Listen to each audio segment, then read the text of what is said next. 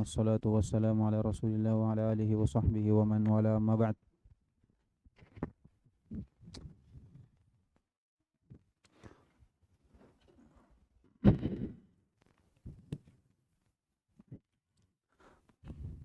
طيب,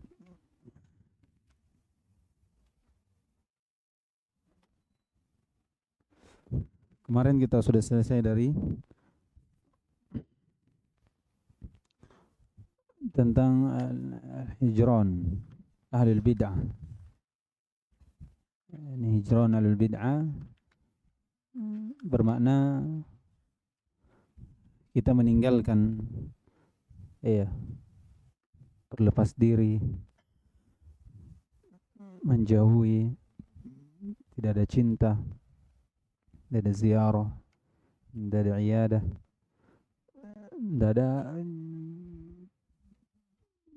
jenguk-menjenguk pada ahlul bid'ah. Ini asal dari akidah Ahlussunnah wal Jamaah. Iya.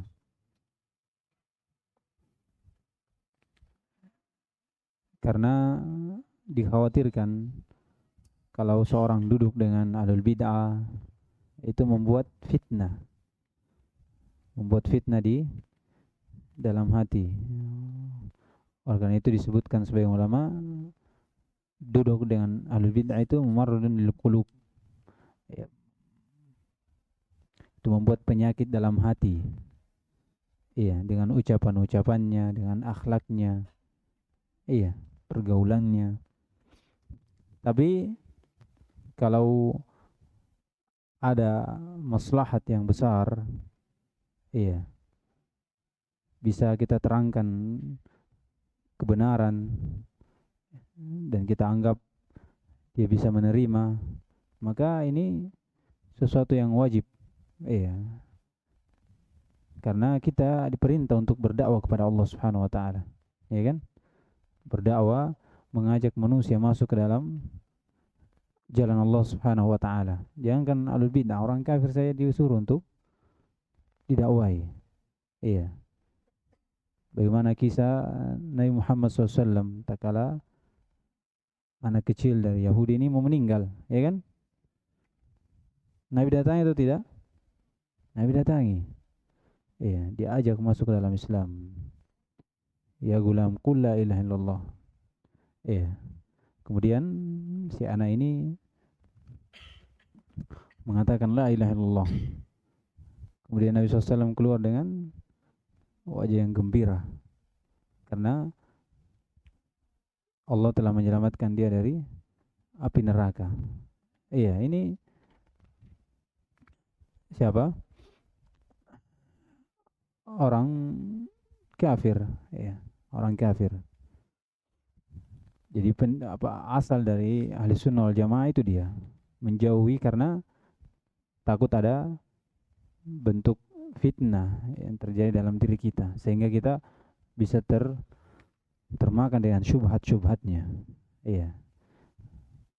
Bukan sekedar duduk bersamanya, dengar ucapannya, nonton videonya atau apa, dengar rekamannya apa semua, ini masuk. Kenapa? Karena satu alasannya, kita kalau sudah terkena dengan hal tersebut, itu kadang kita sulit untuk keluar. Kadang kita sulit untuk keluar. Jadi hindari. Apalagi penuntut ilmu, sibuk saya belajar. Sibuk saya belajar. Ada saatnya antum bantah orang-orang itu. Ada saatnya. Timba ilmu banyak-banyak. Ada saatnya antum tahu bagaimana kesesatannya. Yang terpenting adalah bagaimana kita mengerti dulu, menanamkan usul Ahlussunnah wal Jamaah. Begini kaidahnya, begini usulnya, begini. Ketika ada datang terdengar atau tidak sengaja terdengar, itu bisa langsung kita mengingkari dari hal tersebut. Mengingkari.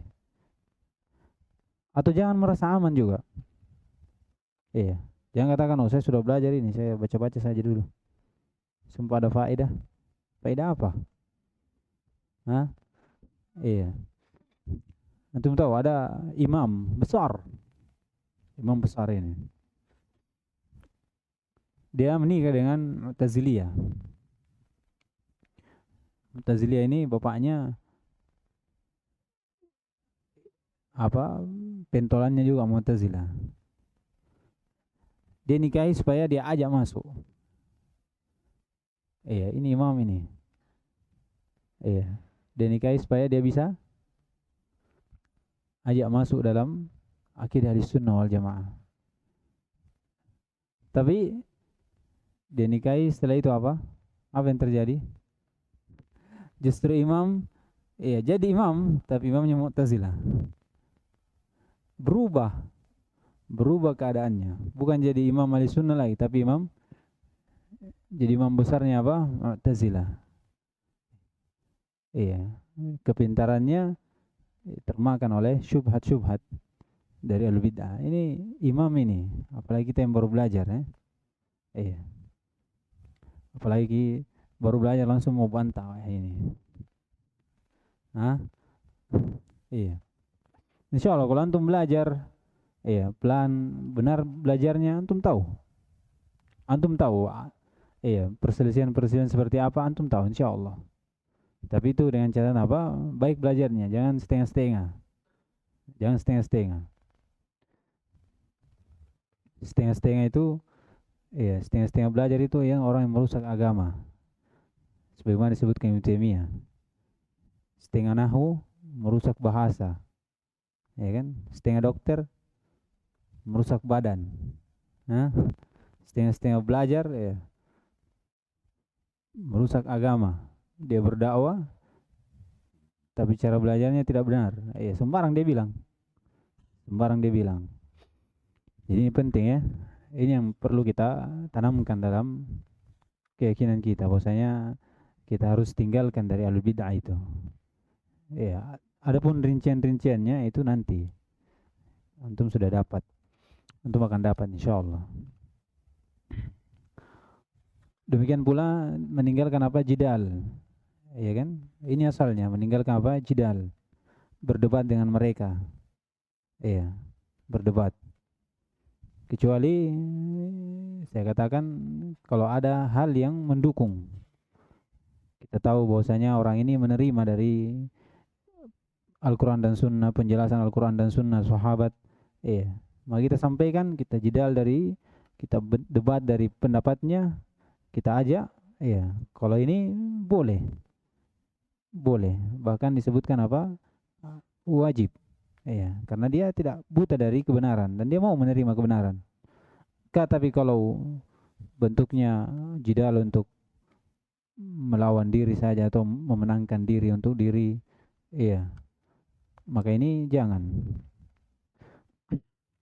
Kemudian kita masuk pelajaran ini insyaallah 2 pertemuan lagi. Hari ini dengan besok. Hari Kamis, Jumat, Sabtu, Ahad antum meroja satu buku. Hah? Meroja satu buku, baca matanya. Hari Senin baru kita masuk akidah wasitiyah. Saya tidak jelaskan lagi ya.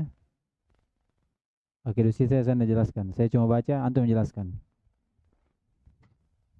Hah? Bisa? Makanya meroja Kamis, Jumat, Sabtu, Ahad. 4 hari. Kata beliau, kullu muttasimin bighairi Islam wa sunnah mubtadi'ah atau mubtadi'un.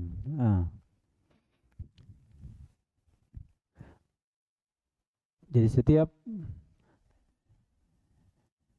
yang tidak menyandarkan kepada Islam dan sunnah,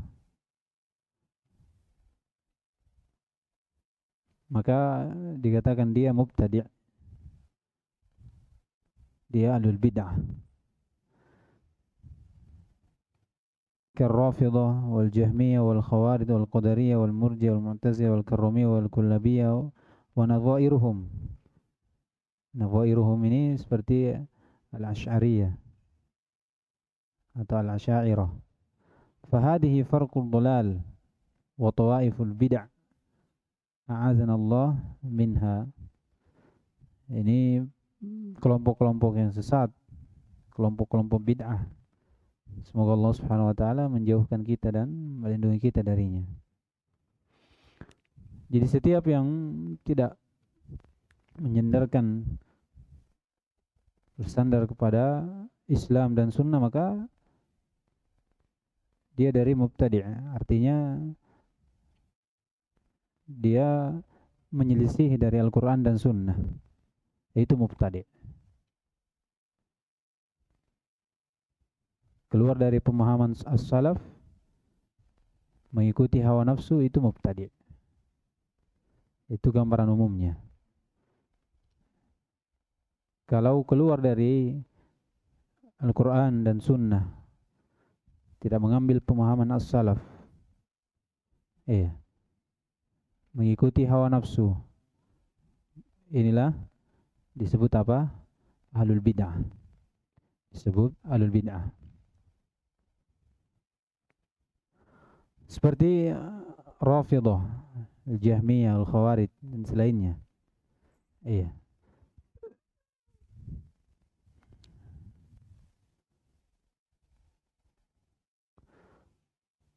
Jadi ahlul bid'ah, di antara alamatnya yang disebutkan di sini, mereka tidak memiliki sifat seperti sifat dari kitab dan sunnah. Bagaimana seorang itu berdalil dengan Al-Quran dan sunnah, mengambil ucapan para sahabat. Mereka tidak ada sifatnya seperti ini. Bahkan mereka tidak menganggap hadis. Dibilanglah hadis ahad. Hadis ahad itu hadis yang disampaikan cuma beberapa orang. Kalau hadisnya cuma disampaikan beberapa orang, diambil sahabat cuma beberapa orang, permasalahan akidah ini tidak cocok. Ini akidah ini harus banyak orang yang tahu. Dia katakan seperti itu. Sekarang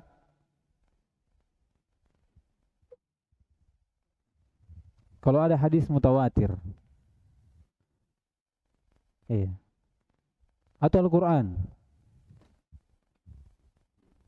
apa yang dikatakan?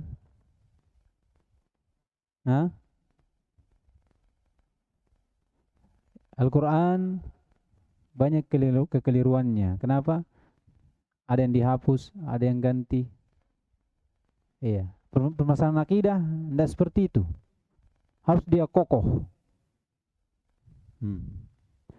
Itu bagaimana mereka menolak Al-Quran dan Sunnah, yang dimana Al-Quran dan Sunnah ini berbeda dengan keyakinan mereka. Itu cara mereka supaya tetap di atas pemikirannya.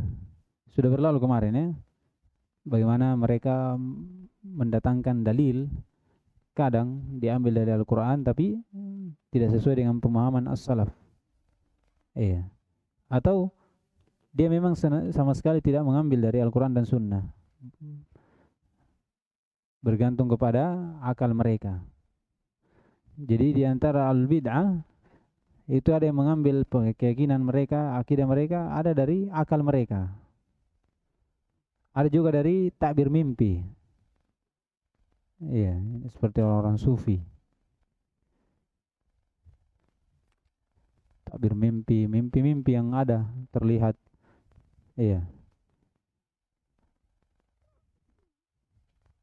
Ini asal mereka, makanya mereka jauh dari kebenaran karena tidak bergantung atau tidak berdalil, tidak bersandar kepada Al-Quran dan Sunnah. Dan ahli sunnah wal jamaah dengan usul dan akidahnya itu diambil dari dua ini, kemudian ditambah dengan pemahaman as-salaf,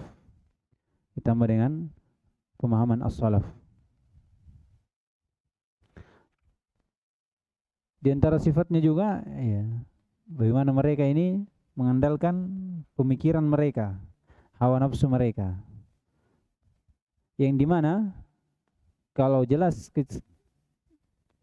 kebenaran itu mereka tidak mau kembali karena hawa nafsu yang mereka miliki. Iya. Jadi disampaikan kebenaran padanya tapi tidak mau dia terima. Walaupun dia tahu. Karena hawa nafsunya sudah mengalahkannya. Di antaranya juga mereka ini benci kepada a'immah. Benci kepada para imam yang membantah mereka. Iya. Yang membuat mereka dalil-dalil mereka ini jatuh. Pemikiran mereka ini batil. Keyakinan mereka ini batil. Ini imam-imam seperti ini dia benci. Iya.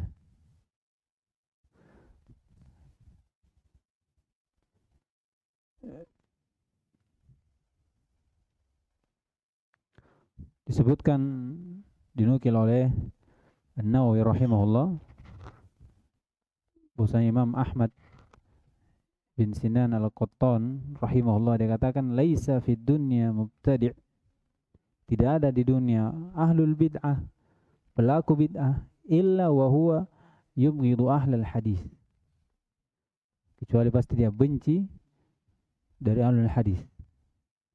Iya, antum tahu ahlul hadis tahu bagaimana mereka ini membantah ahlul bid'ah, disikat habis betul. Iya, tidak ada yang tersisa. Makanya dia benci.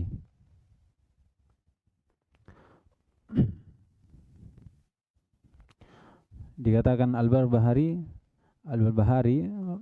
di Syarah Sunnah rahimahullah dikatakan wa idza ra'aita ar-rajula yad'anu ala ahadin min ashabi Rasulullah sallallahu alaihi wasallam fa'lam annahu sahibu qawli su' wal hawa. Iya. Jadi kalau ada seorang yang benci, dia celah para sahabat, mana sahabat ini keras dalam ahlul bid'ah, maka ketahuilah bahwasanya dia ini dari pengikut hawa nafsu. Ahlul bid'ah.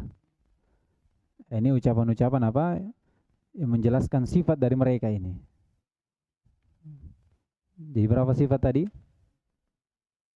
Pertama, mereka ini tidak berpatokan pada Al-Quran dan hadis. Ya. Yang kedua, mereka ini mengambil akidah dari pendapat mereka, hawa nafsu mereka. Yang ketiga, mereka ini membenci para a'immatu al-Islam. Membenci para a'immatu al-Islam. Berarti dari ciri ahlul hadis, dari ciri ahlul bid'ah, ahlus sunnah itu cinta kepada ahlul hadis yang menerangkan kebatilan mereka. Disebutkan oleh Qutaibah bin Sa'id rahimahullah ta'ala, ini ucapannya bagus. Ini kalau bisa antum tulis-tulis. Dikatakan idza ra'aita ar-rajula yuhibbu ahlal hadis fa innahu 'ala sunnah. Idza ra'aita ar-rajula yuhibbu ahlal hadis fa innahu 'ala sunnah. Cinta Imam Ahmad, cinta Sufyan ats-Tsauri, sering baca bukunya, baca buku akidah-akidah mereka, ini cinta. Maka orang tersebut itu dari ahli sunnah.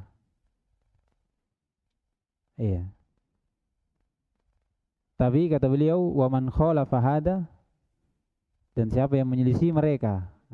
Perhatikan. Keluar dari pemahaman mereka. Wa man khalafa hada fa'lam annahu mubtadi'. Dia pelaku bid'ah. Ini cirinya. Jadi antum hati-hati. Ada yang sering menyelisih dari ucapan as-salaf. Tidak terima dengan ucapan as-salaf. Bahkan mentakwil. Ini ciri dari ahlul bid'ah, pengikut hawa nafsu. pengikut hawa nafsu.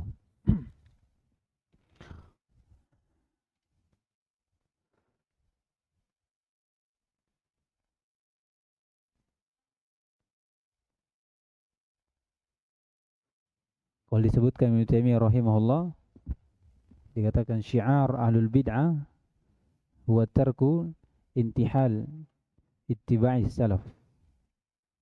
Iya. Di antara syiar dari ahlul bid'ah itu meninggalkan berlagak. Iya. Bagaimana berlagaknya ahlus sunnah. Ditinggalkan sifatnya. Iya. Tidak mau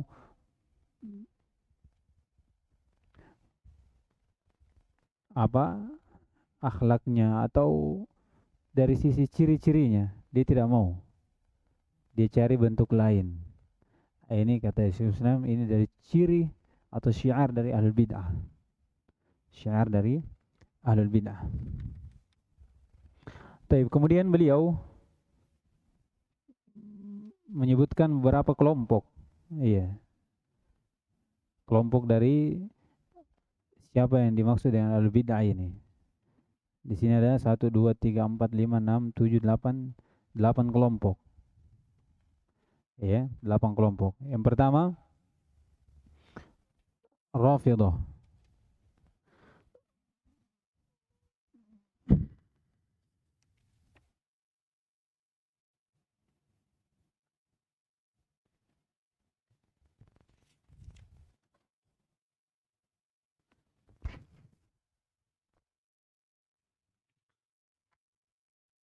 Jadi Rafidhah ini secara ringkas saja ya, dari keyakinan mereka, akidah mereka, sehingga disebut dari ahlul bid'ah, yang dimana keyakinan mereka menyelisih dari ahli sunnah wal jamaah. Kata beliau Ar-Rafidhah, Kar-Rafidhah. Rafidhah ini mereka yang gulu terhadap ahlul bait. Gulu terhadap ahlul bait. Iya. Dan yang paling dia gulu adalah Ali radhiyallahu taala anhu. Ali radhiyallahu taala anhu. Dan mereka ini selain gulu terhadap ahlul bait, mereka juga kufur, iya, terhadap sahabat yang selain dari ahlul bait ini, mengkafirkan sahabat dari selain dari ahlul bait.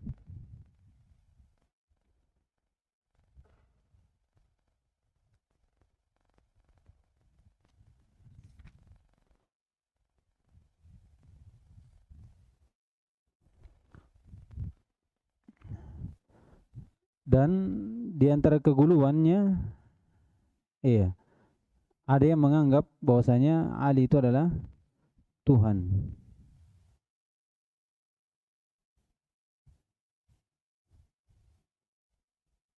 Ini yang paling tingginya. Ada juga yang menganggap bahwasanya Ali itu adalah Nabi setelah Muhammad sallallahu alaihi wasallam. Dan mereka katakan Jibril salah dalam memberikan risalah.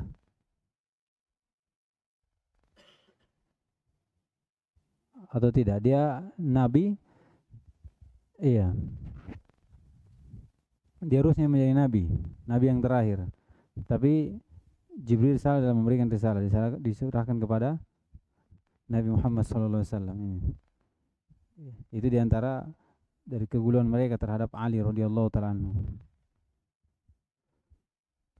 Jadi mereka ini gulu terhadap Ahlul Bait. Ini poinnya saja. Kemudian kedua, mereka ini mengkafirkan siapa? Sahabat selain Ahlul Bait. Kemudian di antara keguluannya ada yang menganggap Ali itu sebagai Tuhan. Kemudian di antara juga bahwasanya Ali itu adalah nabi, tapi Jibril salah dalam memberikan risalah. Salah memberikan risalah. Ini dari pemikiran mereka. Jadi kenapa dikatakan ahlul bid'ah ini? Hah? Antum sudah belajar asal toh? Nah, di sini sebenarnya ujiannya ini. Jadi kenapa dikatakan Rafidhah ini ahlul bid'ah? Menyelisih akidah Sunnah wal Jamaah. Apa akidah Sunnah? Apa yang diselisih di sini? Hah? Iya. Dari sisi sahabat, mereka mengkafirkan sahabat, ya. Sedangkan di sunnah itu bagaimana? Iya, jangan kamu mengkafirkan, mencela saja dilarang. Ah, oh iya. Jadi penting tuh, bagus tuh belajar. Jadi ketika dia tahu, oh ini Rafidhah dia sesat karena ini, menyelisih dari akidah Ahlussunnah wal Jamaah. Kemudian yang kedua siapa?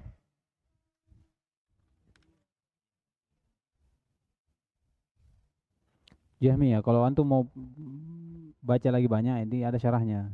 Selesai ya. Kalau antum ada rezeki beli. Itu ada disebutkan sedikit, tapi saya tidak sebutkan di sini. Yang kedua Jahmiyah. Yang kedua siapa? Jahmiyah. Nah, ini Jahmiyah dinisbatkan kepada Jahm bin Safwan Al-Samarqandi namanya. Hah? Ini Jahmiyah namanya kelompoknya, Jahmiyah. Ini Jahmiyah disandarkan kepada Jahm bin Safwan, Al-Jahm ibn Safwan. Iya, kelompoknya Jahm ini, makanya Jahmiyah.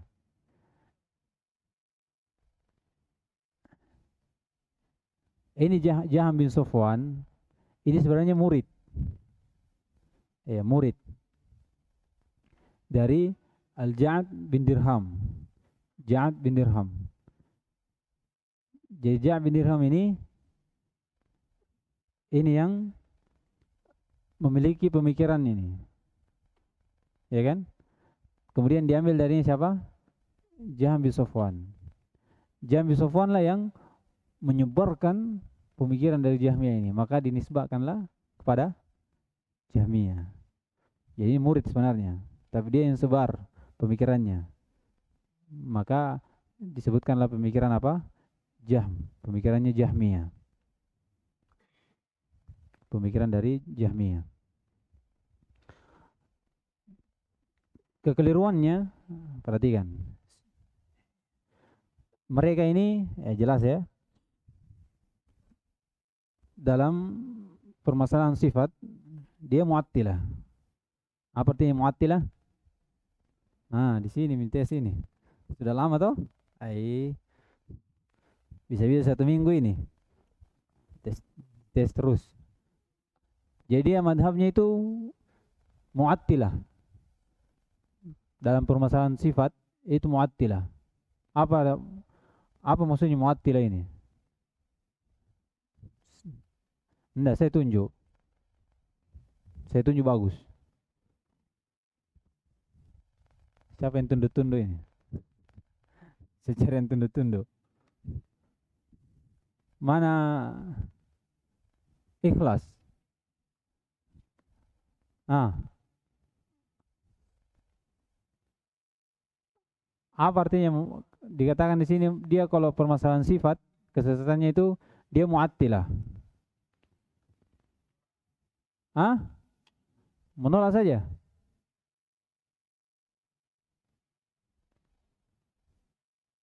Ah, iya.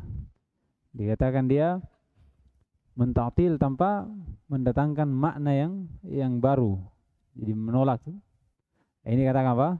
Dia taktil. Sedangkan ahli sunnah wal jamaah bagaimana? Hah?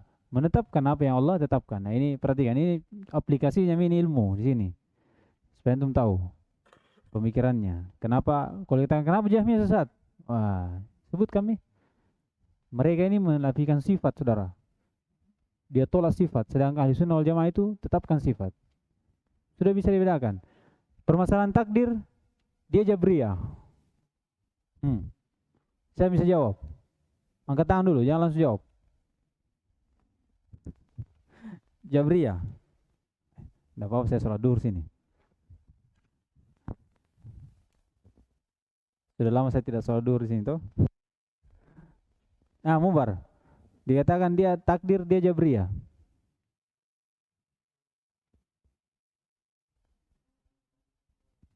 Hah?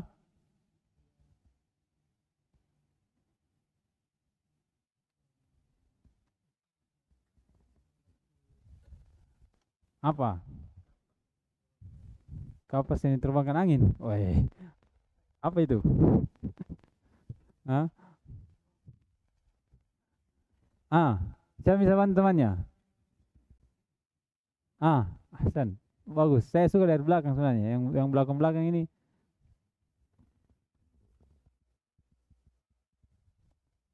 Ah, berlebihan dalam ya gulu terhadap takdir. Bagaimana keguluannya?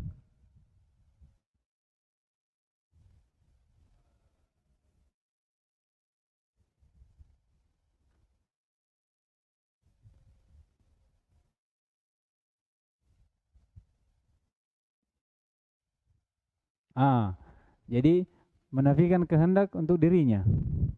Iya, menafikan kehendak untuk dirinya dan semua perbuatannya ini karena Allah Subhanahu wa taala, Allah yang kehendaki, Allah yang mau. Jadi kalau kenapa kamu mencuri? Ah, ini mau dia apa? Ini dia. Ini apa? Jabriyah. Nanti datang nanti lawannya ini apa? Kata beliau atau selanjutnya dari pemikirannya apa? Dalam permasalahan iman ini sebenarnya ada nanti di akidah wasitiyah. Ya kan? Tapi tidak apa-apa kita mukaddimah masuk di akidah wasitiyah. Jadi katakan iman dalam permasalahan iman dia itu murji'ah. Iya, tapi namanya murji'ah al-gula. Ini murji'ah gula ini. Apa maksudnya gula ini? Siapa yang mengingat? Abdul Salam ingat Abdul Salam? Tidak ingat. Ah, Sultan. Iya, dikatakan apa? Bilisan. Itu ke ya, bilkol, takrir saja. Iya, sekedar meyakini, sekedar keyakinan. Iya, kepada Allah Subhanahu wa taala. Tanpa diucap, tanpa beramal. Iya. Nah, ini apa? Atau antum dah merujuk sebelumnya? Hah? Ini penting ini, penting.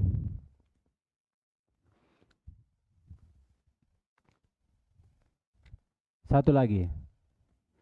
Berarti tidak bisa selesai hari ini. Satu lagi. Jadi sudah berapa? Jadi Jahmiyah ini apa? Mu'attilah. Kemudian, dia juga Jabriyah. Kemudian dia Murji'ah juga. Dia juga Murji'ah. Dalam permasalahan apa? Iman. Kemudian dalam permasalahan at-tasmiyat ahlul kabair.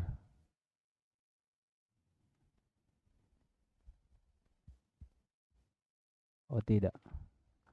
Itu setelahnya. Saya bercampur dengan Mu'tazilah ini. Afwan. Masya Allah. Atau ambil satu lagi. Saya juga terlalu semangat juga ini. Yang ketiga Khawarij. Iya, Khawarij. Ini terakhir insyaallah. 5 menit lagi. Ini Khawarij disebut juga Asy-Syakkakiyah. Iya.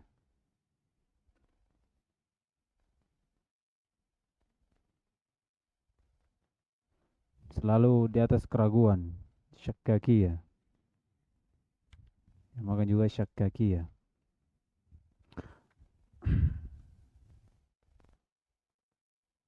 Ini Khawarij. Jadi mereka ini yang keluar dari pemerintahan Ali bin Abi Thalib untuk membunuh dari Ali ini, untuk Ali. Ini dari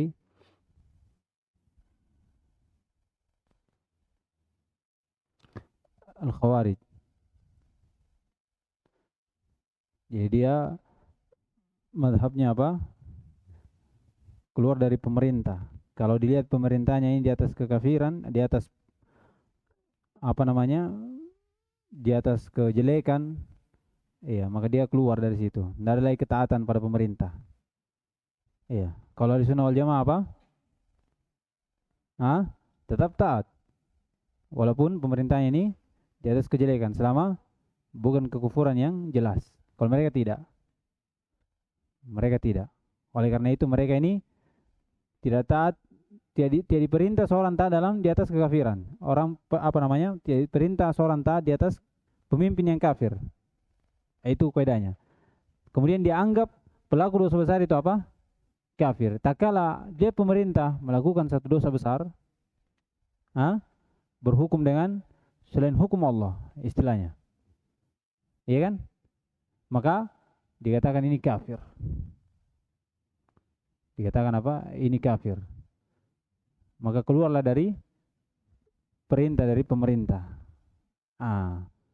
Ini dikatakan Khawarij. Khawarij. Ini bid'ah Khawarij ini kalau di dalam apa namanya munculnya ini tidak terlalu bagaimana, sekedar kecil-kecil. Luar biasa ya. Syaitan itu bagaimana menggoda manusia, kecil-kecil saja. Kemudian setelah itu berkembang sampai jadi kelompok yang besar. Bahkan sampai kepada pengkafiran apa? Ahlul kabair. Bahkan disebutkan sebagai mereka mengkafirkan siapa? Pelaku dosa kecil. Pelaku dosa kecil. Dan kemudian diantara akidahnya apa? Pelaku dosa besar kalau meninggal tidak bertobat, masuk neraka apa? Kekal dalamnya. Ini sudah berlalu. Kalau ini mudah insya Allah karena baru-baru selesai itu. Ini dari akidah apa? Khawarij. Jadi Khawarij itu dikatakan sesat karena keluar dari pemerintahan. Di mana pemerintahan ini tidak jelas kekafirannya. Cuma pelaku dosa besar dia keluar dari pemerintahan. Memerangi pemerintah, mencela pemerintah. Ini dari apa? Dari Khawarij. Kemudian kedua, menghukumi pelaku dosa besar ini kafir di dunia. Kafir di dunia. Kemudian pelaku dosa besar meninggal tanpa ada tobat, masuk dalam neraka dan kekal dalamnya. Ini dari apa? Dari Khawarij. Dari pemikiran-pemikiran Khawarij. Yang ini kalau antum tahu kenapa kafir atau kenapa afwan? Kenapa dia keluar dari sunnah? Karena menyelisih dari Al-Quran dan sunnah dan pemahaman dari as-salaf. Dan Khawarij ini banyak kelompoknya, banyak. Disebutkan sampai 20 kelompok Khawarij ini. Dari banyak disebutkan sampai 20 kelompok.